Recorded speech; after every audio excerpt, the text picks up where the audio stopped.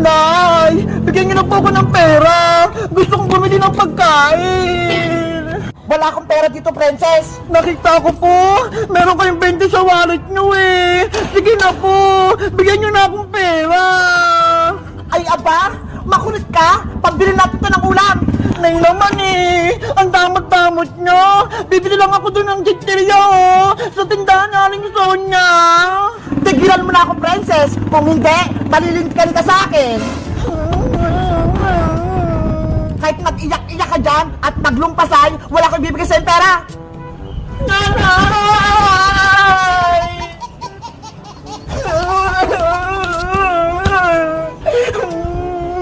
Meanwhile, Na. Ang daming kalat dito sa bahay. Princess, ano nangyari sa'yo? Bakit ka umiiyak? Bebang, si nanay, hindi niya ako binigyan ng pera.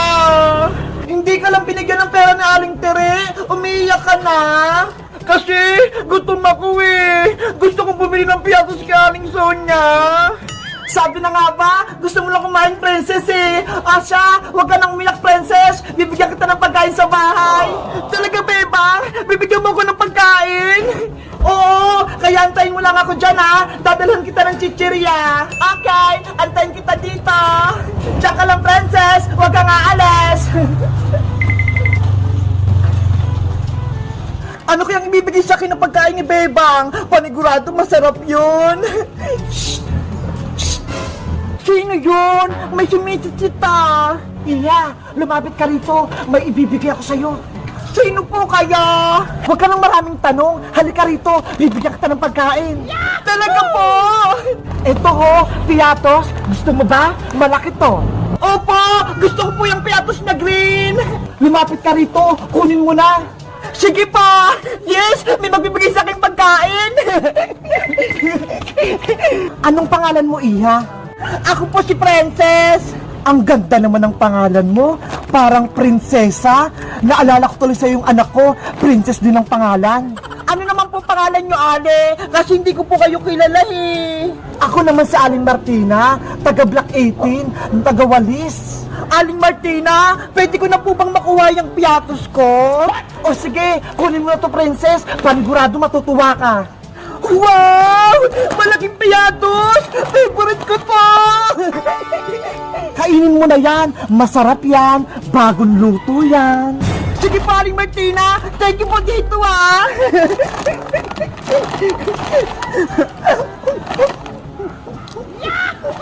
Sige, kumain ka pa ng marami, princess.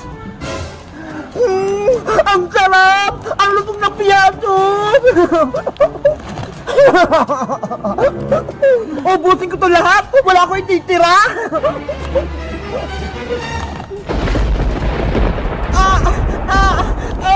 Aling Martina! Ano po nangyari sa akin? Bakit sumasakit yung katawan ko? Tumatalab na yung kulam na ginawa ko. Aling Martina! Lumilit po yung katawan ko! Tulungan niyo ako! Sa wakas, naging manika na si Princess. Ang cute-cute niya. Ano nangyari sa akin? Lumit ako! Akin ka na kayong princess. Wala ka nang kawala sa akin. Bitawan mo ko, Aling Martina! Princess, nandito na yung pagkain mo. Bebang! Tulong! Nasaan na si Princess? Wala na siya. Wala ka ng kaibigan, Bebang. Akin na siya. Aling Martina! Ibalik niyo po ako sa dati! Princess, nasan ka na? Nandito na yung mga pagkain mo. Bebang! Tulungan mo ako! Nandito ako! Tumahimik ka, Princess. Kung ayaw mong gawin ko rin manika si Bebang.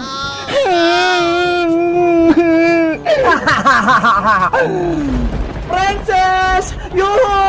Eto na yung mga merienda mo! Huwag ka na magtago!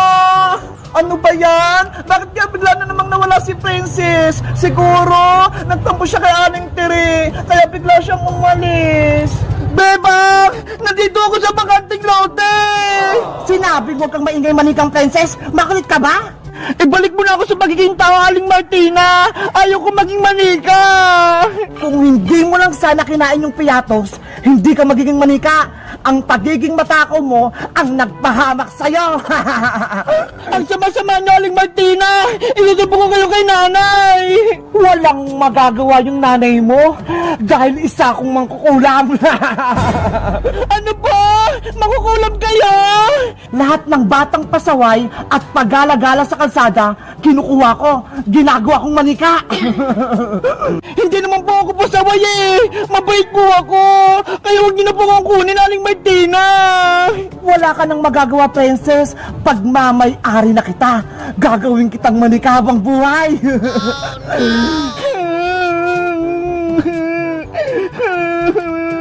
Princess! Nasaan ka? Bebang!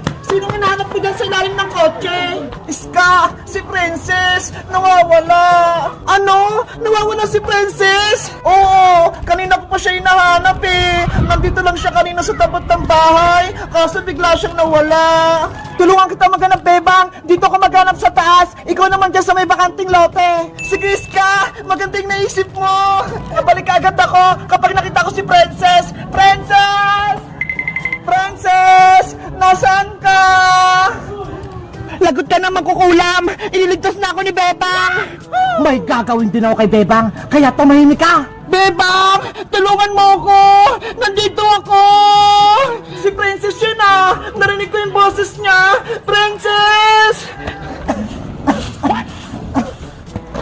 Ay! Hindi pala si Princess! Ibang tao! Iya! Sinong hinahanap mo dito? Lola! Hinahanap ko po yung kaibigan kong si Princess! Nakita niyo po ba siya? Nako! Wala akong nakitang bata dito! Kanina pa ako dito, pero ako lang mag-isa! Ganun po ba? Ineng, baka gusto mo ng saging. Busog na kasi ako, kaya sa'yo na lang to. Huwag na po, Lola. Sa inyo na po yan. May pagkain pa nga po ako dito, oh. Huwag ka nang mahiya. Sayang naman kung itatapon ko lang to. Kaya kunin mo na. Okay pa. Akin na lang po yung saging. Oh. Kainin mo na yan, Bebang. Masarap yan.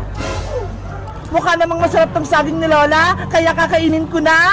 Bebang, huwag mong kainin yan. May kulam yan. Princess, ikaw ba yan? Oo! Ginawa kong manika ng matandang magkukulam! Tumahimik ka, Princess! Aray ko! Princess! Yan yung nararapat sa'yo. Sinabi ko huwag kang maingay. Bebang, kahit anong mangyari, huwag mong kakainin ng saging! May kulam yan! Kainin mo na yung saging, Bebang. Ngayon din. Ayoko po, Lola! Huwag nang matigas ang ulo, Bebang. Kung ayaw mong mapahamak yung kaibigan mo si Princess. Bebang, huwag mong makainin ng saging! May sumpayan! Magiging manika ka!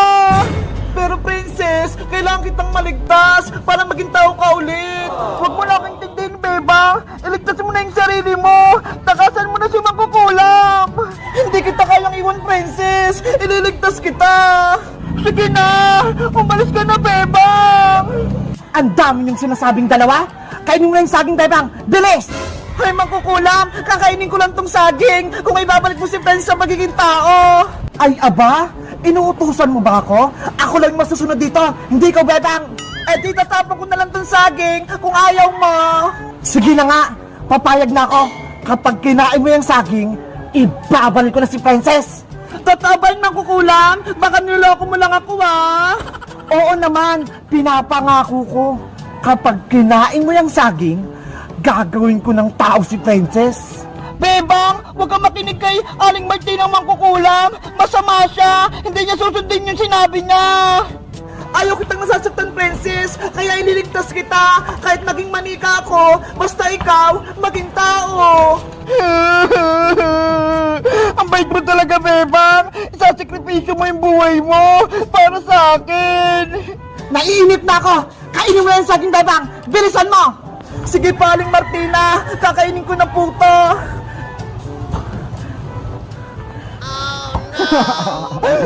Magiging manika ka na rin, Bebang. Kakainin ko na tong saging para may ligtas ko si Princess.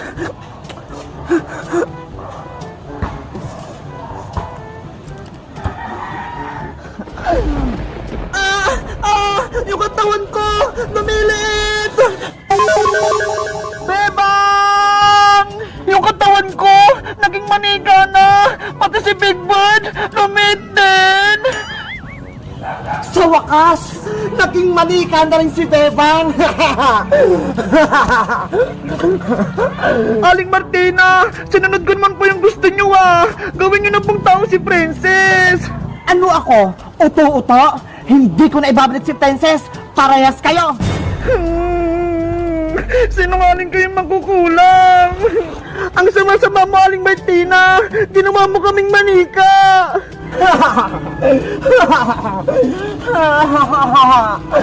Huwag ka nang malungkot, Princess. Dahil lahat kayo ng mga kaibigan mo, gagawin kong manika. Pati si Iska. Hoy, makukulam! Wag mo lang idamay si Iska!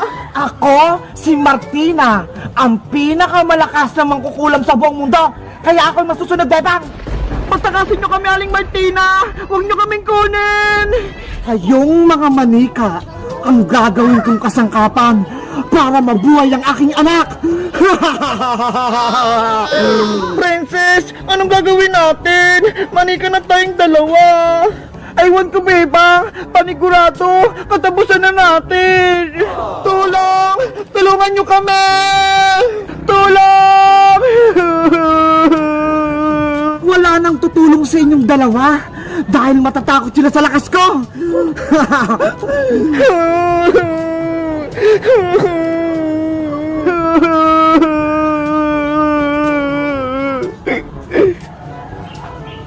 Totoo ba yung nakita ko? Si Bebang tsaka si Princess, naging manika sila.